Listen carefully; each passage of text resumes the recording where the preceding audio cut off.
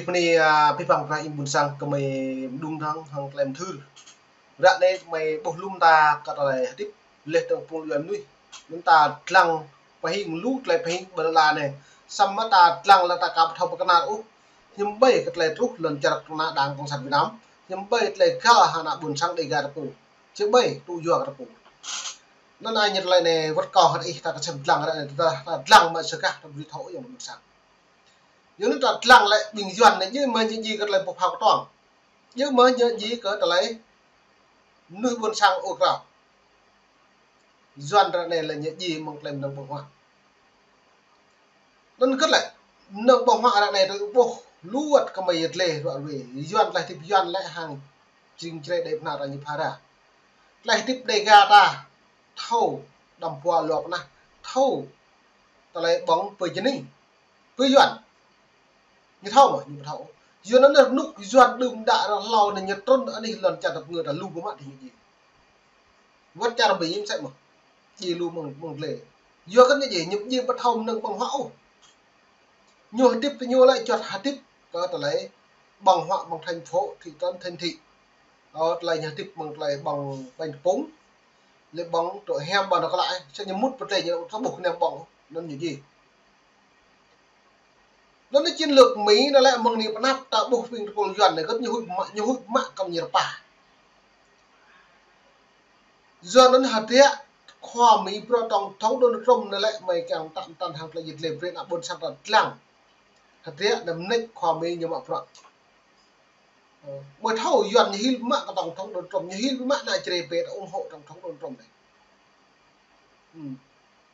do cái lại như lệ tổng thống Trump này lại nhá lư thì pro là nhiều ngã tổng thống Trump đấy nhá mở cứ bình quân như sát chốt lệ tổng khi lực lượng đã đang sản Việt Nam bây giờ nó như vậy nó nên áp thuế là lại tổng thống Donald Trump áp thuế cái đảng cộng sản Việt Nam nhưng bạn nhiều cú cầu càng tốt biện nó lấy tục chia này nó mình phải xem lăng lấy bẹo video là có mấy cái lệ và mày màu video bật lòn này buộc tua rụt video này hiện tại đã buộc nên nó ta thấu lại chốn nên ta buộc hạt rẽ còn lại bơi tụ dừa cả buồn sang đây gà đá hấp bể bình duyên như hụi cả ta nên mình phải xem lăng lấy video này lấy lệ lấy xịn lệ nơi đấy trăm Mỹ ở Việt Nam một năm đề nghị hoãn mức thuế từ 1 đến 3 tháng. Bí thư Tô Lâm điện đàm với Tổng thống Mỹ Donald Trump sẵn sàng đàm phán đưa mức thuế từ 46% về không. Tổng thống Trump thực sự muốn gì? Đất hiếm, cảng biển, môi trường đầu tư cho công ty Mỹ trong nguy có cơ. Liệu Việt Nam có thể đáp ứng được hay không? Hãy cùng với Khỏe Tự Nhiên đàm luận về. Giờ nó lớn đạo bộ Mỹ lại đất Việt Nam muốn mà cất Mỹ càng của Việt Nam như càng lần hạng bờ đà cái này dôm hạng Việt Nam với đất Việt Nam thực thi cần là hiếm bạn lại tư cái nhục mong càng giảm dạn như cất một đích dần lấy một đích như cất quyền lợi của nước Mỹ nó để đã buộc lại mong nước Mỹ chỉ cần đất nước Việt Nam một quyền bình đẳng là quyền tự do là bất cứ quyền người dân bản địa là từng Mỹ tùy xâm nhập tùy đầu tư thì nhiều với ra nhiều ngã happy về quyền đấy bạn nhưng mà thành công là một kiện thị trường nhau đợt hiếm bây giờ lần trang Việt Nam đợt hiểm ra Mỹ nhầm tròn đấy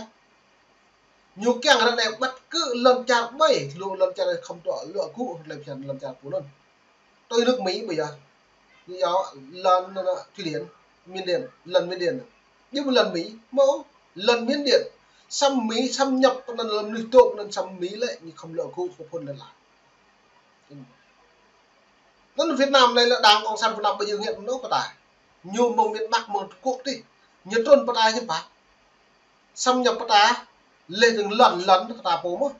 lên như mạng như chị như mạng tàu sĩ tàu mạng cho sĩ cho tập năng mạng cự là buồn sang đây gạt cái gì là cũng lại làm thôi giờ nó lại thiện là Mỹ làm của cậu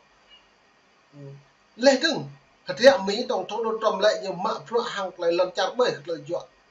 nhiều bây giờ mạng pro cái nó cũng đặt nhưng mạng pro hàng lại cao tôi như một bẩn bởi nửa là này lần cha bây một từng lần cha mình giật lực ý trầm một họa lên bộ càng tội chung trong năm mong cha sắp bay được nếu mình về xem lăng để lấy video rồi về này về chủ đề này ngày hôm nay Quý vị thân mến, tin tức xung quanh mức thuế quan Hoa Kỳ tràn ngập các mặt báo, mạng xã hội, câu chuyện trong các hội nhóm bàn tiệc bàn trà trong những ngày qua. Đội ngũ đàm phán Việt Nam chỉ còn chưa đầy một tuần trước hạn chót là ngày 9 tháng 4. Một nghẹn thở bao trùm, thị trường chứng khoán thì đảo rực, nhiều nhà đầu tư hoảng loạn bán tháo. Tuy nhiên, nhiều chuyên gia cho rằng Việt Nam có rất nhiều yếu tố hấp dẫn có thể mang đi đàm phán với chính phủ của Tổng thống Trump, ví như là kho báu 21 triệu tấn đất hiếm mà Việt Nam đã sở hữu, có thể giúp Hoa Kỳ thoát khỏi Trung Quốc. Bây giờ gặp đây mình Hoa Kỳ lại Donald Trump lại có ở gần lần đất hiếm lấy cả một hào lớn cho mình. Qua các chính sách thuế quan khiến cho toàn cầu rung động lần này. Vì sao Tổng thống Trump quyết tâm thực thi chính sách thuế quan? Thưa quý vị, để hiểu rõ mức thuế 46% áp lên Việt Nam, cần nhìn lại bối cảnh 46% áp vào thuế Việt Nam. Trong nhiệm kỳ đầu tiên từ năm 2017 đến năm 2021, ông đã khởi động một cuộc chiến thương mại với Trung Quốc, áp dụng các mức thuế từ 10% đến 25% lên hàng trăm tỷ đô hàng hóa.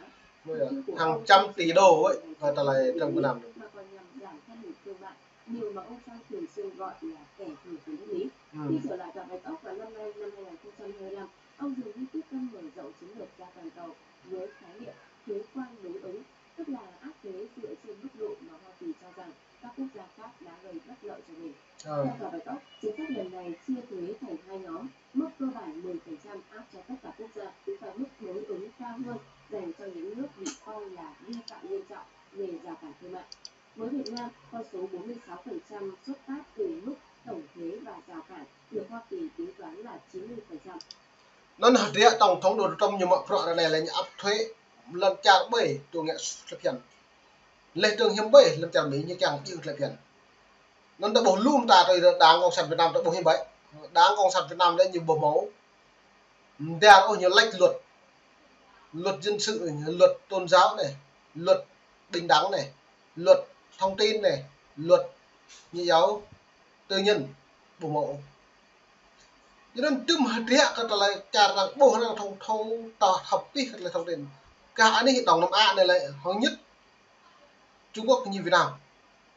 Nên trong Trung Quốc là nhiều là so nhẹ nào buồn sang vừa nhầm rong như thế nhỉ. Với Việt Nam nhầm rong mà như vậy là buồn sang. Trung Quốc lại mang thời gian là nhiều.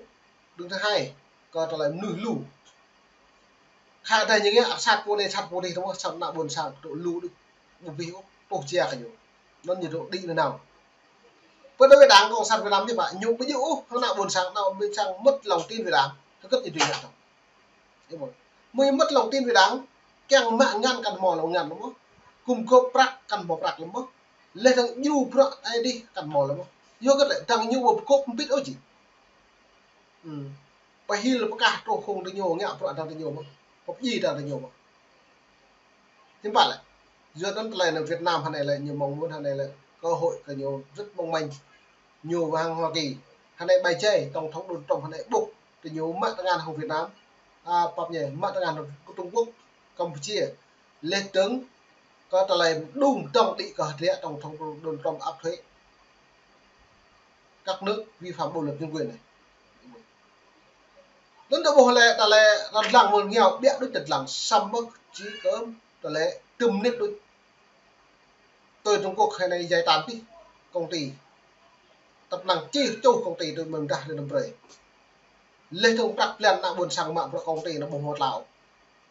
cứ thất bại thật nghiệp pi bằng hiệp bản chứ bởi là buộc rùng này là cái chương tổng môn này một niệm đọc được cái chương của Việt Nam một thực thi ố cực lệ phiền buồn cúng cần thực thi lấy cực lệ phiền khi cần làm nhà làm nuôi lên như nào không lấy này nên về xem lăng mẹ lại video một lần rồi sau đó chiết khấu xuống gần một nửa. Công thức này dựa trên ba yếu tố chính: thuế quan trực tiếp, rào cản phi thuế quan như là thuế VAT, trợ cấp xuất cảng, yêu cầu gia nhập thị trường và cáo buộc theo tính tiền tệ. Quan trọng hơn, tôi Việt Nam lại đã bồi á, vì bằng loại nhà ngại nhà càng định cái nằm như lùn, nó đang phát hiện như thao túng tiền tệ đó là như mạng bạc đó là ngạo nó bằng là cầm này thì là bằng ngàn này bằng một đi lên nêm đôi 1.000 đô như bằng như nào lên đi bằng 2.000 đô như đi bằng này như lệch luật cả thậm chí cái nem như sĩ bây giờ cái nem cái như bố cái nem Trung Quốc gian mát Việt Nam nên tổng thống Donald Trump là những phát hiện cỡ lại này cỡ lại áp thuế nước bể từng lập sản như không đủ chia luôn nên là dia đã buộc lại tô lâm mò yếu tổng thống Donald Trump nhắm phát càng phép nên là càng tôn nước biển nó lấy tu chia này như lại lần cha mấy cái nạp nào với cái nạp này tüm thôn rằng trời nhớ cỡ lại cái nạp này một đồ rằng phải dùng 10 năm này một đồ một thôn xăm mang plot thôn rằng như mà mong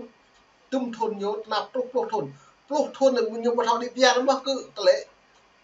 hắn nòng thấy chưa dân bình thường đấy nhá nhưng bạn lần trả một niệm đọc là cái như đúng không mô nó là lệ dần cho lần trả chính xác bài này lên còn ngăn đang đang với càng tốt rất là đơn giản dân nước Mỹ lại pi bằng phượng cân gì nhẹ nhưng mà nó lây cái nhiều gì không bộ mò lời nhưng càng tốt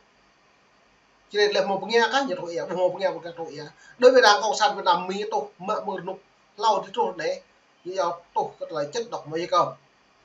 chất độc mây cam thì nó bôi như vậy từ nhu bù túy có thể lấy bullshit lên từ những mạ sĩ lung ta bằng nó để đi hiện bạn nào buồn sang cái gì rồi mà lấy chất độc mây cam nó prắc bây giờ tôi có nhũ nhiều mạ prắc lên nhiều nó đi cái nào buồn sang bình truyền vô này bình tần tập này bố chỉ từ vô xong bỏng gì đó dân hàng này riêng có thể lấy nhầm tình trả rằng buộc bị bạn nên và các xem lặng ra này một năm đang công sản Việt Nam như rung của bạn có thể lấy áp thuế được nước Việt Nam tổng thống Donald Trump này từ đã nhiều clip hàng lập hiện kể cả thông tin báo chí bình đẳng ban điện tôn giáo lệ rằng chỉ thực thi về lấy cả tình từ đây những mục tiêu ốt lên như cái này lút rằng neo lại công vấn mà lại công vấn là buồn sang nhập phố rung nhập phố lên đâu này bình khoa cái nhập phố lần ra nên mày lại cho nó đi vi bằng vậy buồn sang nhiệt mô đứng đúng đi cật lại chơi nhiều free tạm tan mệt việc không thu buồn sang xem rằng chẳng mang cặp rọn rung rặt là đi buồn sang